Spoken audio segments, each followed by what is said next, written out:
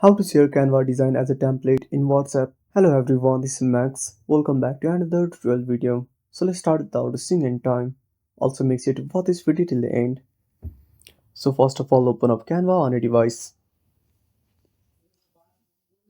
Now wait for some time and tap on projects. Again wait for some time. Then open up your project. Now wait for some time. Now once you're done, simply tap on the export icon at the top right corner. Now simply tap on template link.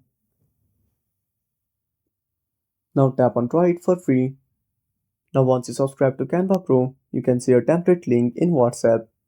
Simply tap on share link. Now select anyone with the link. Now tap on copy link. Now select WhatsApp.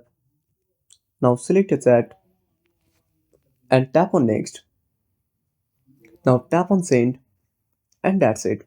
Thanks for watching. Make sure to subscribe our channel and hit the bell icon. See you in the next video.